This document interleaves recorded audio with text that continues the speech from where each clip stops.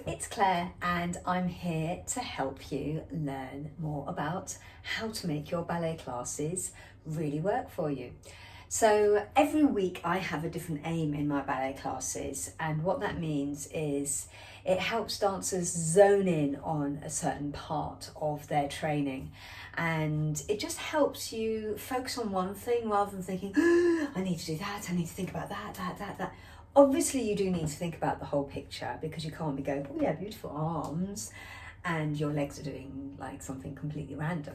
However, it just helps you zone in on that one area, and yeah, makes it that bit easier to focus. So this week we are working on control and coordination.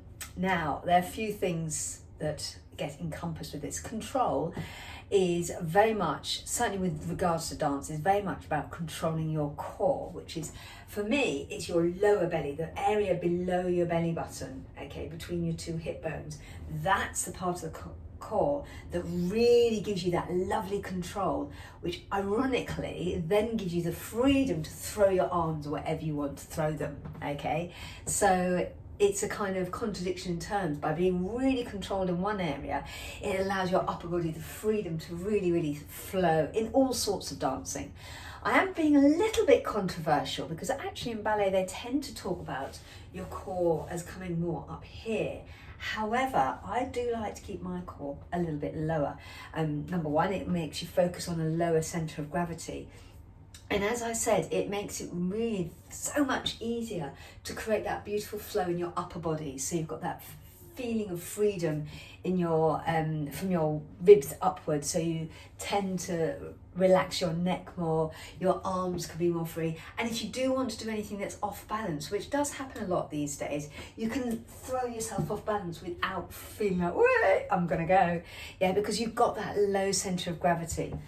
Also, it kind of makes like a bit of a trinity with your piriformis muscles, which are the muscles, I'm just having to like, just under here, your lower bottom, the bit under your bottom. Basically, you've got a little strip of muscle, and it's like little fingers, and it's connected to your hip bone and your hip bone and the top of your leg bone, your top of your femur. Yeah, and basically that's the main muscle that actually does the rotating aspect of turning your legs out, which is obviously really important in ballet. Partly because of the style of ballet we tend to dance turned out, although not always. Also, it allows more freedom of movements with our sideways movement. Certainly, if you're going to do a grand ballon, kicking your leg up to the side, if you've got that leg beautifully turned out, it will allow it get the top bone out of the way of your leg, of your hip socket rather, and allow you that freedom of movement to throw that leg up in the air, and then it'll be your muscles that are sort of restricting any movement. So the turnout is very important, but also what it does is the turnout really kind of almost locking and loading your legs with the combination of locking and loading your core, lower core as well. So those 3 points, your lower belly and your two piriformis muscles, those are the muscles that really help support you and help give you that control. It's like tightening all the bolts up on a crane. Yeah, if you haven't got the bolts tightened, the crane's going to wobble. Yes, and it starts to lift something up and it's going to collapse. Whereas if you've got your legs, so if you've relaxed your legs, you're not really turned out, you're not holding your core, trying to lift your leg is going to be so much harder work, because you're working against a soft sort of substance. I use the analogy of trying to lean on a tent. Yeah, if I lean on a wall, I've got a little wall here. If I lean on a wall, it's nice and stable. I can lean on my wall. If that wall was a tent, I'd clonk over. Okay, so you know, it's about giving yourself something nice and stable so your leg can work against it, and that's the part of the control. Having said this, you don't want to be so tense that you can't move. Yeah, certainly when you get to movements where you're needing to move your legs out, like maybe fast glisses or something like that, you don't want to be so tense that you can't move your leg out. Yeah, so you've got to find that happy medium. One exercise that I've often done is where you kind of tense everything really strong, then relax it 50%, then relax it to 30%, and then you find the specific muscles that need to be engaged in order to give you that control. And then you've got the freedom up here, so you can still breathe. You're not going, oh my gosh, I'm tensing my tummy and I can't breathe. And you can still breathe, and you can still move your arms nice and softly. You can still show a relaxed face while I'm going, ooh. And so any tension, instead of it going into your fingers and your arms and showing the effort, goes into that lower core and turnout muscles. So that's the control element. That's one element of control as well. Obviously things like controlling your legs. Yeah, so for example, when you do a développé, or if you extend your leg in any way, when it comes down, it must come down nice and slowly to a lovely dégagé, showing a beautiful pointed foot. Then it closes in control instead of going and crashing down like a, plane coming out of the sky. Horrible analogy. So it's the control of making sure you're not plonking your feet in that situation, yes. So those are the main areas of control that I would work on in any average ballet class. Then we're talking about coordination. I talked a little bit about this the other week, didn't I, about coordinating your arms and your head. So looking at your hand and looking out in the direction of your hand as you're dancing, and that kind of naturally coordinates your head and your arms. And as I mentioned before, thinking of your arms preceding your legs generally makes sure that your arms and legs work together. Yeah, so for example, I'm going to move my camera down a little bit. So if I'm going to, I've got my leg out and I'm going to close my leg and my arm together. If I do them at the same time, chances are my arm will come down a little bit after my leg. However, if I think the arm anticipates, they both come down together, close together, and you get that real lovely feeling of real coordination, everything happening in one unit.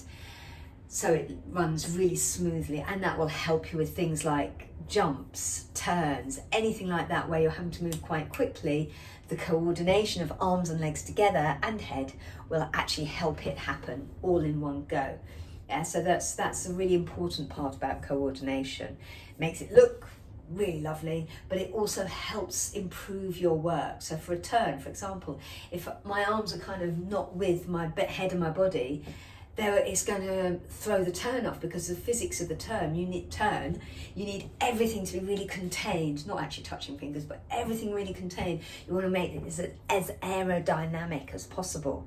So if your arms are sort of, no one's going to be doing that, but if your arms are flailing out here and you haven't got them in nice first position for the turn, in time for the turn, they're going to create drag, so your turn will get sluggish. Yeah, so you have to think, everything together, okay? I have a little tip that will help with that as well. I talked about the tip of looking at your hand, but also, and obviously arms preceding legs, but another tip for being really super, super coordinated is dancing really, really with the music, okay?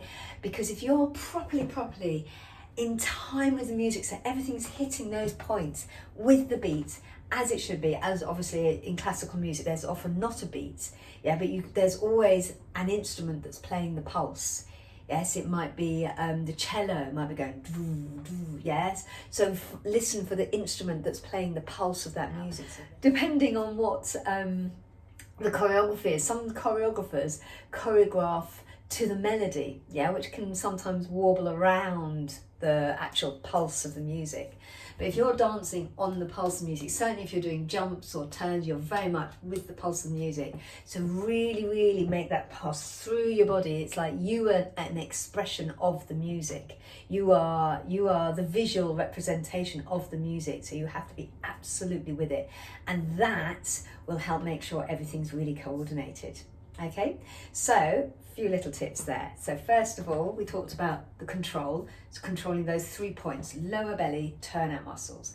Then that helps you keep your shoulders down, keep everything nice and relaxed. And that gives you the basis, even if your feet aren't working quite so well, that gives you the basis. That's kind of your center, because your hips kind of carry you. Okay, so that's control of your core. The second bit is the coordination bit, controlling your head and your arms and your legs together. Think of your arms preceding your legs and think of everything coming together for things like jumps and turns. And the best way to do that is to really make sure every part of you is moving absolutely with the music. So if you need to hit something on one, it goes bam, everything hits there on that one, on that first beat. So I'm Claire, and if you fancy hearing more tips, I'm here every week. You can follow me, you can subscribe, you can like, share with your friends, or whatever you fancy. If you fancy doing a class with me, I do live classes. If you can't make my live classes, I have the Bridge Ballet Club, where you can go along and you can enjoy my class recordings or recorded classes and dance anytime you like, night or day, for about the price of a cup of coffee and a cake a month. Okay, so see you soon. Take care. Bye bye.